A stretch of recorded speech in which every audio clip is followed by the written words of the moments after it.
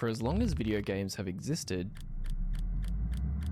people trying to break those video games for their own benefit have come along with them. First time I really made a cheat and I was like, man, this is awesome, I want to do this more. So Lista was a small streamer who is top 300 in the world in Valorant, but it quickly became obvious why he was so good.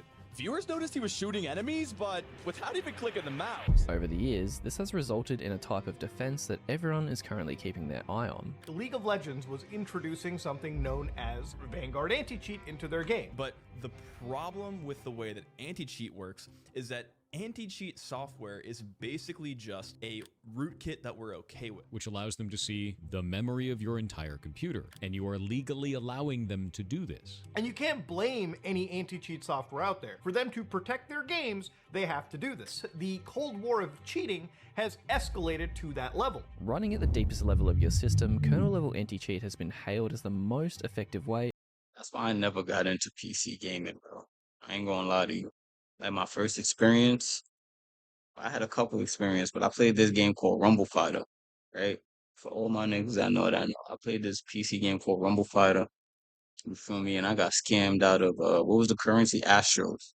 I'm thinking that I'm gonna give him my pass and my user ID, and he's about to get me the Astros. I'm about to come back and cash out. He sold everything. And then he let me log in, and then the very next day he changed my password. So not only did he sell everything, the motherfucker changed my password, bro. Like I ain't know what to do. I was scared. I was panicking. I was upset. That's why I don't do PC gaming. That security is Of stopping cheaters. So how do they still manage to break through? Getting 8 ads every 20 minutes is actually... I know, right? Getting 8 ads every 20 minutes is actually bonkers. That's why I react to things. Let me explain.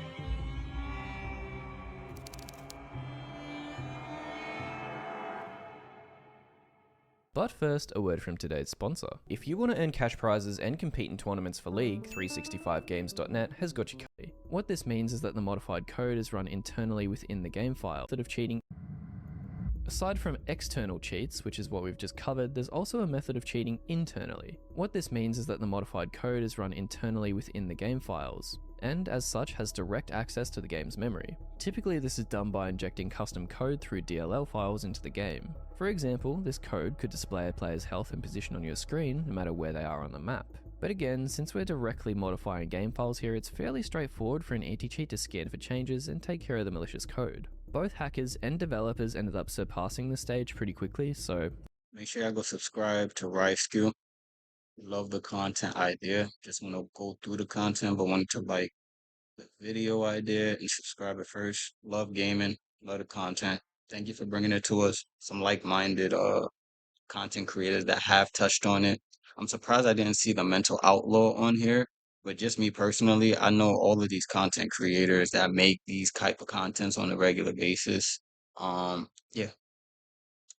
That leads us a bit deeper into the kernel.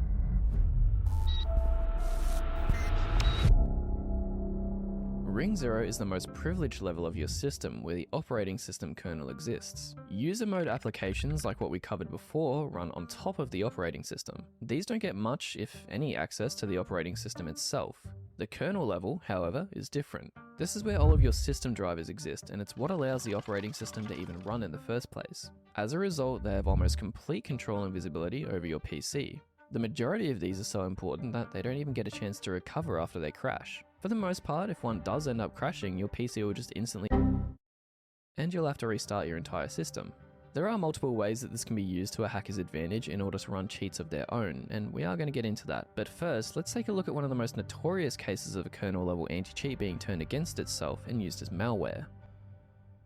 Now what if I told you hackers finally did abuse the actual anti-cheat? In late July 2022, a major vulnerability was found in MHYprot2.sys. This was more commonly known as Mihio's kernel-level anti-cheat, and they're the developer of Genshin Impact. Due to the nature of this driver, it has full read and write access to all system memory. After some thorough reverse engineering, this driver was then able to be used to disable antiviruses on the victim's PCs. This allowed the attackers to then go ahead and deliver ransomware to the users now that the system had no defenses in place. Ransomware is a type of malware that will encrypt a Yo, it makes so much sense now. I never knew they had that much access to your PC. As a kid growing up, I spent most of my time at the PC shop. My shit was always getting hacked. Yo, my PC would just wake up one morning and it wouldn't start. I'm like, yo, what the fuck? Then I got the blue screen of death. But at the time it was like a pirate screen or whatever. For those niggas that remember, hold on, let me see if I can pull it up. Cause that should have a little kid scared. Pirate screen, uh, computer failure. What is it? Failure. Pirate screen, computer failure. What is a pirate screen? They called it a pirate screen. Some shit like this. Doom, anti-piracy, product will be pirated. Okay. Blue screen, I think of death. There you go. Blue screen of death wasn't a pirate screen, so it's similar to. It was not that. I tell you right now, it was not that. The 2000. Because I know I'm telling you that shit scared the bricks out of me.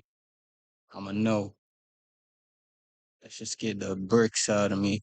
Was it this one? It may have been this one, cause I ain't see shit. It was just this. And at the time, that's why they called it the blue screen of death. Like you would just be on an endless loading. Yeah, this shit to be exact. That's why I called it a pirate screen, cause that's what it was called for me. And that shit never made sense. I'm like getting it every other week, so I was like, fuck. block access to all of the user's data until they pay a sum of money, or ransom, of course, to the I ain't had no data in there. That was just my gaming PC. I just never understood, but now I get it. Thank God I ain't had no personal information on that attacker. motherfucker. And this is where we can begin to see some of the dangers of having kernel-level drivers able to be exploited. And this isn't just anti-cheat, this is any kernel driver. You should be put up to more scrutiny than any other developer, especially when you're installing these rootkits on average people's systems. Which would descend into their system and become an exploitable rabbit hole where attackers could get access to their machine at a level that they as a user didn't even have access to. Quote, during the last week of July 2022, a ransomware infection was triggered in a user environment that had endpoint protection properly configured. We found that a code sign driver named mhyprot2.sys, which provides the anti-cheat functions for Genshin Impact as a device driver, was being abused to bypass privileges. As a result, commands from the kernel mode killed the endpoint protection processes. As of writing this, the code signing for mhyprot2.sys is still valid. Genshin Impact does not need to be installed on a victim's device for this to work. So how does this make any sense? Genshin Impact's not the issue? The important distinction here is that the game, in this case Genshin Impact, wasn't actually ever the problem. The anti-cheat that came along with it was able to be altered and shipped independently. Hackers could just grab this driver in isolation and then send it to a victim, whether it's through social engineering or some other sort of compromised software, and then, because it had been approved by Windows, which is another thing that we'll get into, it was able to disable the user's defenses. But how was the driver even able to run in the first place? Shouldn't that have been picked up by the antivirus before it even started? Well, that's a very good question. Drivers aren't something that can be shipped by any solo developer. There's a process called signing which has to take place before they're even allowed to run on your system. Again, there is a way around this, but that's for more so when you're the one doing the hacking, like if you made a driver and wanted to use it to circumvent kernel-level anti-cheat, which we'll get to soon. Anyway, signing a driver involves signing up for a Microsoft developer account, which involves providing identification and even a payment to Microsoft. After this, the driver is sent off to them where they perform their own checks, and if they deem it valid, they can go ahead with a process called digital signing, which allows the driver to be installed and run without tripping up any security warnings. And this is why when a signed driver, which all of them that are currently running on your PC, unless you've been up to no good, is exploited, it's kind of a big deal because essentially Microsoft has given the all clear for something nefarious to have full reign over your system, which is why companies like Microsoft really try to push updates on you as much as possible. Like, seriously, The other and slightly more concerning component to this is that after the compromised driver was Now that makes sense because when I used to work, they always made sure that you updated prior to logging into an SRW, just to make sure that because before you can you didn't need to update it, but and you can still do everything. But now they're making the apps upgrade as much as the Microsoft thing. So if Microsoft is not jacking the upgrade you gotta upgrade to even use some of the apps on your computer type shit. Signed and released out into the world, there's not a lot that can be done to go back on it. It's not like Microsoft can reach out into someone's PC and just delete the driver if they still have it on their system. So even in 2024 or whenever you're watching this video, if someone had the old compromised driver and then sent it to someone with an older version of Windows that hadn't been updated, it could still be used to this day for malicious purposes. It is still rare to find a module with code signing as a device driver that can be abused. The point of this case is that a legitimate device driver module with valid code signing has the capability to bypass privileges from user mode to kernel mode. Even if a vendor acknowledges the privilege bypass as a vulnerability and provides a fix, the module cannot be erased once it's been distributed. Certificate revocation and antivirus detection might help to discourage the abuse, but there are no solutions at this time. Sidebar. At some point, we're going to need to address the hacker issues because if you can't stop hackers and your most go-to thing is to update your product, at what point are we going to be able to face the hackers? Because you can't update it forever because now we'll be faced with a lot of dead links because unless you're updating the apps or stuff like that, but some of the shit that we'll be able to use won't work no more because we're too like ahead of whatever is outdated.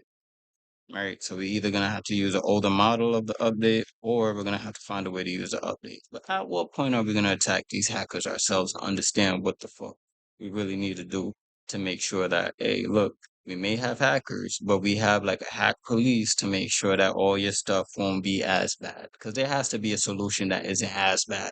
Everything about this shit sounds like it's detrimental to everything. You might lose your house and who you are. Then niggas might be able to play who you are better than you.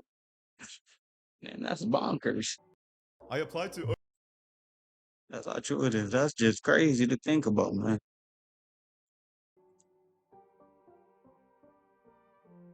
So, how does a hacker use all of this information to bypass a kernel-level anti-cheat such as Vanguard? They could of course try to find a sneaky bypass that allows them to work around the anti-cheat, but these are few and far between. Not to mention they'd normally be patched pretty quickly. Kernel-level anti-cheats are designed in a way so that when they detect a third-party program trying to make contact with their game, they can swat it away before it can do anything. The more common method is to create a driver of your own and enter the kernel yourself. But didn't you say that making drivers costs money and also has to be authorized by Microsoft? Well, yes, but there are a couple of ways that you can run unsigned drivers on your own system. The first method is by enabling test signing. This allows unsigned drivers to run on your PC. However, most of the time if an anti-cheat sees that this option is turned on, it just won't let you run the game in the first place. The alternative is to use a tool that exploits a legitimate driver to manually map your own driver into the system's memory. And trust me, there is truly no shortage of vulnerable system drivers for people to exploit. One of the most famous instances of this can be seen as far back as 2012 with the Shamoon virus. It certainly was. Wait, that means you could take your own computer if you have two and like, you feel me, use those drivers? Like, how does that work? Because if all you need is a driver that's like someone doesn't know about, that's wow. It still is, the worst physical attack we've seen where, destruction was what the adversary actually had in mind. This malware was targeted and used against multiple large oil companies in an act of cyber warfare against what the hackers referred to as, quote, Saudi's oppressive government. The attack used the raw disk driver, which is a completely legitimate commercial driver that just happened to have security flaws that could be exploited to quickly read and destroy large amounts of data. It also allowed them to do this from user mode, which, as we discussed before, is the default state which you and I are using right now, which is not too good if you're on the receiving end. Throughout the attack, over 30,000 Windows systems were completely overwritten and had their data completely destroyed. Interestingly enough, the company caused such a sudden surge of new hard drive purchases after the initial ones were destroyed that they actually drove up the price for hard drives worldwide.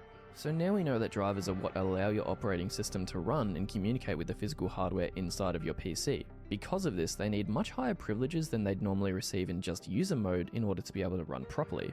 But what exactly causes a driver to be so vulnerable that someone can use it to cheat in a video game? And why is it so common? A study from late last year found as many as 34 unique vulnerable Windows drivers that could be exploited by attackers to gain full control of the devices and execute code on the underlying systems. AOD driver, GED dev driver, and NVO clock were all included in the list of drivers that could be compromised, all of which are drivers related to overclocking AMD, Gigabyte, and Nvidia devices respectively, which is, Interesting coincidence. Alongside these vulnerable drivers are some extremely low-level ones such as ioaccess.sys, which is used to allow access to your hardware's input and output ports. Seems pretty important. Companies spend countless hours trying to patch holes in the security of their drivers, but due to the nature of software and the absolutely huge amount of drivers in existence, there's always an exploit to be found somewhere. It's not like companies can avoid using drivers either. I mean, they're necessary for your hardware to run on your computer. When you think about it, nearly every single device has to have some sort of driver in order to be able to function with your PC at all. Every mouse, keyboard, printer, these all have their own potentially vulnerable drivers. Some examples of these exploits include taking advantage of unprotected I/O control requests, otherwise known as input-output control. This is a mechanism that allows applications in user mode to communicate with kernel-level drivers. It might kind of sound insecure, but it's actually fairly common. Let's take a look at a program that allows you to overclock your hardware, for example, such as MSI Afterburner. In order to actually adjust your hardware's voltage, fan speed, clock speed, and so on, we obviously need a way of communicating with the driver that controls all of these parameters. This is where I/O control requests come in. They allow some sort of data to be transferred between user mode and kernel mode. However, it's possible for these to be exploited when the driver doesn't properly validate the request sent from the user mode application. It's a lot easier for a hacker to mess around with a user level application, and if the developers aren't careful, Oh, that's why crypto isn't widely adopted in certain areas. Because hackers would have a field day with certain things, and you don't want to back your finance on that.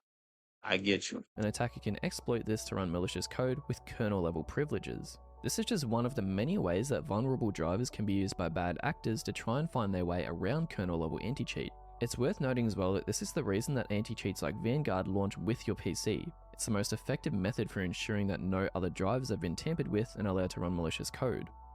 A large part of this is Riot and other developers keeping a database of these vulnerable drivers and doing their best to keep an eye on them, or if they notice any abnormalities, blocking them. You can sort of imagine it like a race. Whichever driver manages to boot first will 9 times out of 10 be able to beat the other in accomplishing its mission. This is what sometimes leads attackers to just creating their own driver and trying to develop it in such a way that it will load as early as possible in the boot process. But kernel development is generally really finicky. You'll typically need to set up a whole virtual machine to run your code during development to prevent your entire system from crashing each time you make an error. This isn't the end all be all of cheating though. There's one more method that I wanted to dive into. After all, kernel drivers are just a middleman between the user and the hardware. So to avoid all of this nonsense, what if we could just go straight to the hardware level? So we partnered with Hardware levels where shit gets epic. Think of hardware as everything about the computer that you can physically touch. Your mouse, keyboard, speakers, and so on are all hardware. They're able to run on the computer using software. A hacker can directly target the hardware by using a method They're able to run directly using software. called DMA, or direct memory access. DMA allows peripheral devices to have Wait, so the hardware, which is the mouse, keyboard, and thing, is used through the software, which is connected to the RAM. Now, the RAM communicates with the CPU, and the CPU, hold on, I just want to understand it. Is the CPU a motherboard? The same as the motherboard.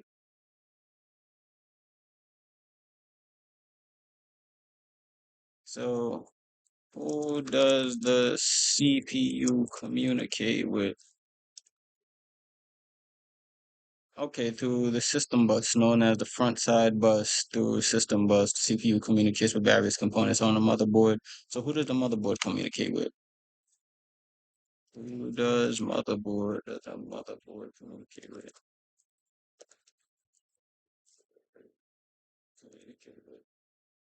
These methods typically the largest printed circuit board in a machine's chassis. They distribute electricity, facilitates communication between the central processing unit, random access memory, and other components of the hardware.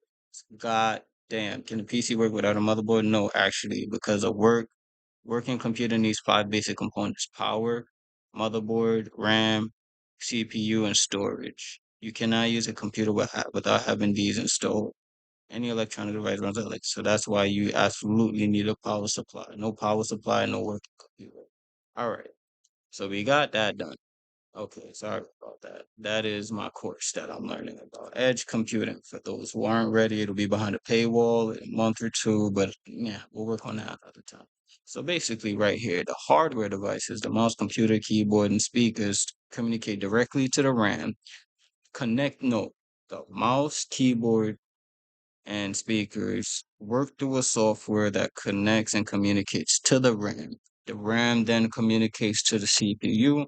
CPU then communicates to the motherboard. The motherboard then powers both the electricity to start the computer, communicates with the RAM for memory access, communicates with the CPU, and any other hardware devices that may be equipped with the computer.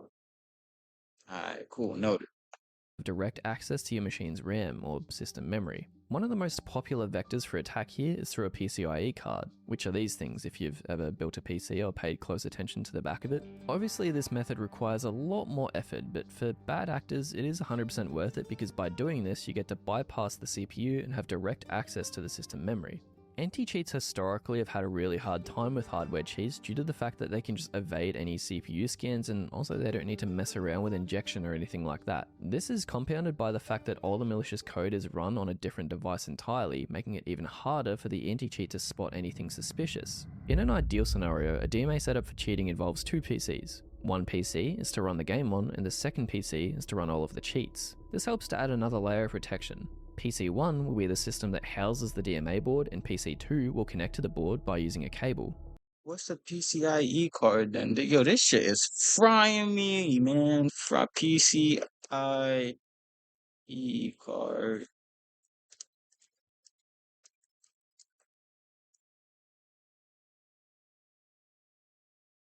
So PCIe stands for Peripheral Component Connect Express, and it's a high-speed interface standard used for connecting various internal components and is primarily used for content expansion cards to the motherboard.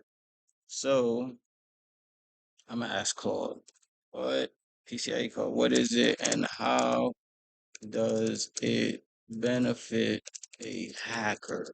Because watching this video, and I do not understand how a hacker can have two PCs, right? There's two PCs that would be for gaming and I'm not gonna say cheating, but then it might go into a fucking frenzy. What word can I use? Game for notes. Using this PCIe card, and then all I know is hardware for a computer is communicate. No, is through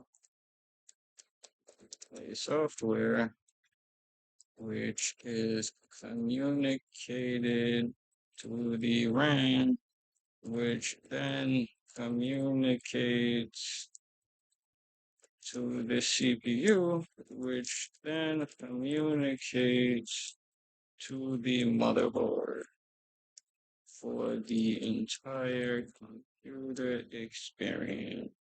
Please let me know if overall, I wanted to know how the PCIe is used as if I was 5 years old. Telling y'all, we gonna learn this bitch. Let me break it down like you were 5 years old. Further gently explain.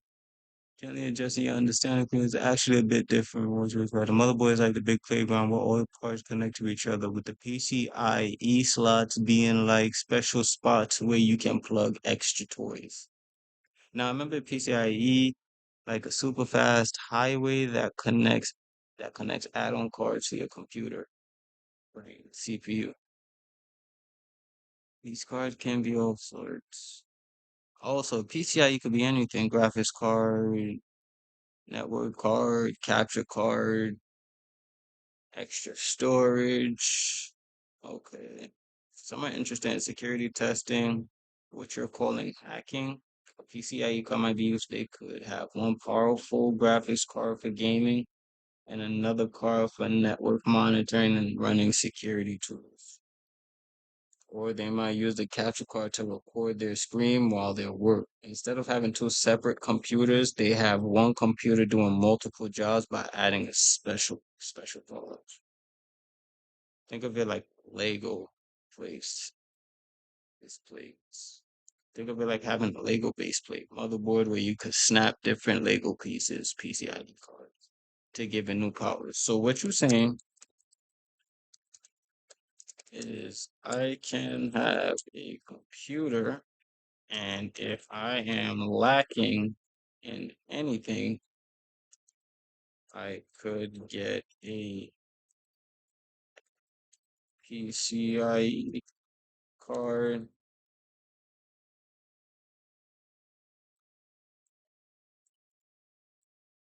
My choice, obviously, and it would be an extra component to my computer. Then would I have to know my specs so I do not crash it? And secondly, hacking a PCI tool then is something to monitor their activity on the first computer to input bad toys. I just want to understand that part. Let me separate it too clearly. For regular legal use, computer use, yes, PCIs are like power tools, but you're exactly right. You need to know your specs first, especially power supply, watts, motherboard, available slots. It's like making your car, yeah, I figured. Regarding testing something, I should be clear. I can explain PCI cards technically, but I won't provide guidance on how to use them harmfully. Some legitimate uses for PCI capture monitoring is network administration, monitoring their own network, security researchers testing their own systems. Think of it like having a security camera in front of your house versus putting one in front of someone else's. What the fuck? Wait. I'm sorry. I gotta ask the last one. How when it is essentially your art? I do not need to know how. I would like a watered down version of how a person can do some malicious things even on their own hardware without having anything but a network, PCIe, and a computer.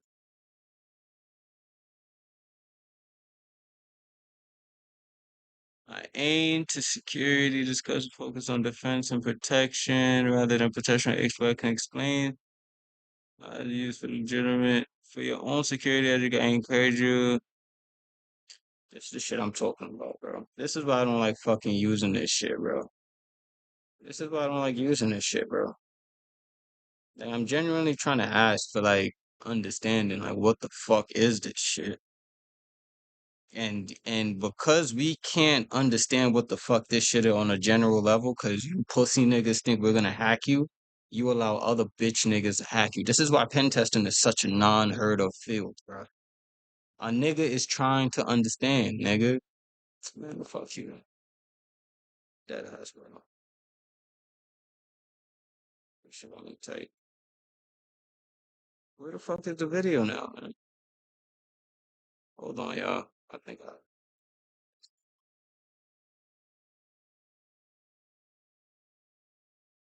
I hired an AI personal assistant to do literally everything for me. I was lazy today. So in the morning, I'd highlight, summarize all of my email. As long as video games have direct access to your machine's RAM or system memory. One of the most popular vectors for attack here are needed by the cheaters that will connect to the board by using a cable. PC1 sends all of the information necessary from the game's memory to the second PC, which will then in turn process it in order to implement all of the cheats. There's a couple of ways that a hacker can use this information. One of the most popular, in FPS games at least, is using the second PC as a radar PC, where all of the wall hacks will appear on the second monitor while the main monitor stays clean. This is also a really popular method for people who want to stream while using cheats, because the average viewer can't see anything different, it just looks normal. On top of this though, there's also something called fuses, which allow the two displays to be combined into one. This is essentially what a regular hack would look like without hardware implementation, but because it's being run on the second PC and then being fused into the first one, it's a lot harder to detect. In more extreme scenarios, the second PC can also send inputs back to the main PC, such as aiming or shooting, allowing the cheater to appear as though they're playing legitimately, even though this is far from true. This does require even more additional hardware though. To ensure the hacker doesn't get detected, the mouse and keyboard will... See, I learned it from RiceQ. The same question out. Now I'm about to exploit it, bro. be plugged into a That's device. cool. That's how you use game cheats anyways. If that was the case, niggas could have said that, bro. Niggas is making it seem like it's some big terrorist act. Nigga. Like, yo, fuck Claude. To this, which can emulate the peripheral inputs to allow them to look like normal gameplay. If you've heard the term Arduino bypass, this also works in a similar way. It appears like a legitimate input device, and it has inputs that can mimic that of an actual player. That's actually wild. Now, there is a reason that I can include all of these in a video, because I obviously don't want to spread methods that will just add more cheaters into games. For the most part, all of these methods have already been patched by all major anti-cheats, especially Vanguard. For example, Vanguard, which I'll hone in on since this channel does primarily talk about League and Riot games, released an update earlier this year that patched the DMA and Arduino bypass methods. Remember how we mentioned that DMA exploits use the PCIe slot of your computer? Whenever you launch a game that's protected by Vanguard, it scans your PCIe slot and extracts the data. From here it can see if anything suspicious is connected, and if so, the player will be eventually banned. This led to one of Valorant's biggest ban waves ever, especially when everyone thought that they were extremely safe using hardware cheats. It led to a bit of an uproar. Find me, buddy, you have 7k. Oh no! What? Oh no! What did I do? Or is it just saying Val 5 rip? Wait, so it's not color ant problem? I got Val 5. We had 5 people playing? No! Nerd! No! No! No!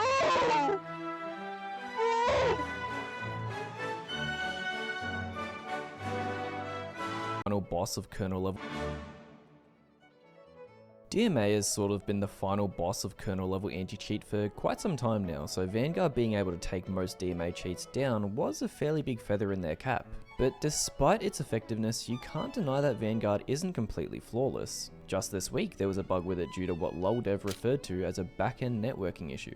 This was causing players to be kicked out of games en masse, and even copping bans due to the system thinking they were abandoning games or going AFK. At the end of the day, stopping cheaters has to be weighed up and balanced with user privacy, and that's an issue that game devs are going to be facing at least for the foreseeable future. It also poses a question for the player. That's what I was about to say. Like that sound like a catch-22 situation. Like, nigga, you banned me, how did you know? And if you tell me you went on my computer, then that's an illegal act that you did, because I never asked for that anti-shit anyways. Y'all included it to protect yourselves. That don't mean I need to be protected in the process. Now, if I need to play it, if I need to have it to include on your game, fine. That I accept. What I don't accept is a nigga going through the computer hardware shit and figuring out how the fuck I'm exploiting your game. That's a catch-22 that, you know, is going to get grayer and grayer. Do you trust the developer of the game that you're playing? No, I would say ideally, I don't think you should trust any developer of the game you're playing unless you have like that, which is what the community I'm trying to make. Like, you have to have that developer that you love the most. So like Prime Time, if he was to make a game, I would trust that motherfucker. Why? Because he has a whole community of people that want to see him win one, that want to see his content too. So if he was to make a server with a game going on in it, I'm pretty sure he wouldn't want anything to happen to the people that always like try to support him the best they can. That's just me.